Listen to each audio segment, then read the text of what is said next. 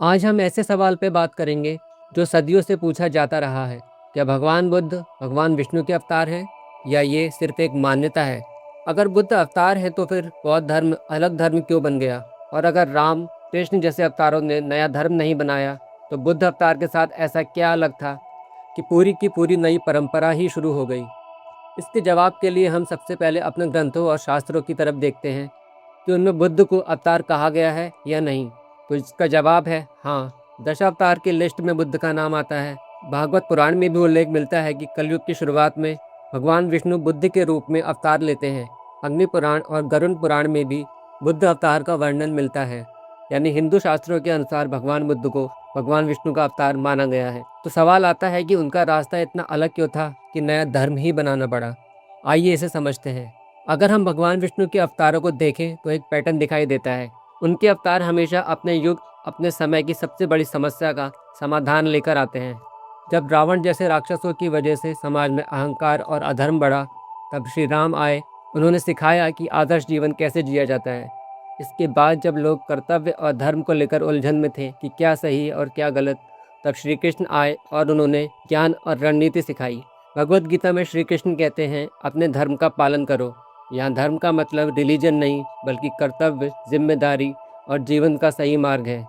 भविष्य में जब कल की अवतार होगा तो उस समय अत्यधिक अधर्म होगा, तो उसका समाधान अधर्म का पूर्णतः विनाश करना होगा। गौतम बुद्ध के समय में लोगों ने धर्म का असली अर्थ खो दिया था।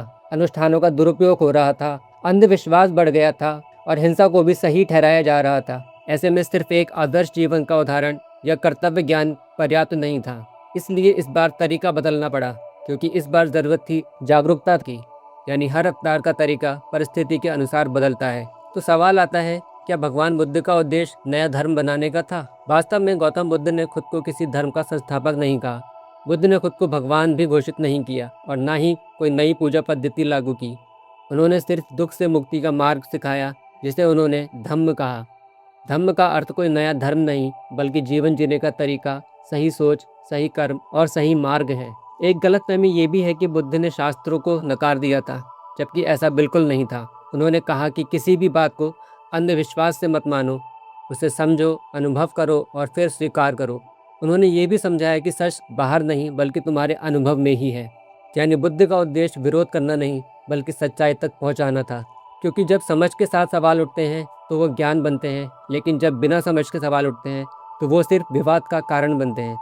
अब समझते हैं उस व्यक्ति के बारे में जिसने बुद्ध के मार्गों को सबसे ज़्यादा फैलाया, यानी सम्राट अशोक। कलिंग युद्ध के बाद जब अशोक ने विनाश और पीड़ा को करीब से देखा था तो उनके अंदर एक बड़ा परिवर्तन आया। उन्होंने सत्ता से ज़्यादा मानवता को महत्व देना शुरू कर दिया।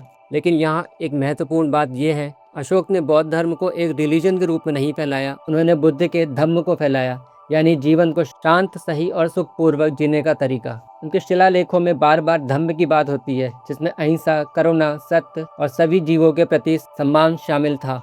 यानी उनका उद्देश्य लोगों का धर्म परिवर्तन नहीं था, बल्कि उनका उद्देश्य लोगों का चरित्र निर्माण करना था। अब सवाल आता है कि हिंदू और बौद्ध धर्म में इतना विरोध क्यों होता है? इसका कारण है विचारों का अंतर। हिंदू दृष्टिकोण के अनुसार बुद्ध भगवान विष्णु के अवतार हैं, जबकि बौद्ध दृष्टिकोण के अनुसार बुद्ध एक आत्म जागृत गुरु हैं, कोई अवतार नहीं। दूसरा कारण है पहचान का मुद्दा। कुछ लोगों को लगता है कि अगर बुद्ध को अवतार कहा गया तो उनकी अलग पहचान खत्म हो जाएगी। तीसरा कारण है इतिहास, जहाँ कुछ स्थानों पर दोनों परंपराओं का प्रभाव रहा है, जिससे भ्रम पैदा हुआ है। इसलिए हिंदू शास्त्रों के अनुसार भगवान बुद्ध भगवान विष्णु के अवतार हैं और बौद्ध दृष्टिकोण से वो कोई अवतार नहीं। सबसे बड़ी सच्चाई ये है कि बुद्ध ने धर्म नहीं धम्म की स्थापना की थी, जिसमें उन्होंने एक रास्ता दिखाया था जीवन को समझने का, दुख से मुक्त होने का।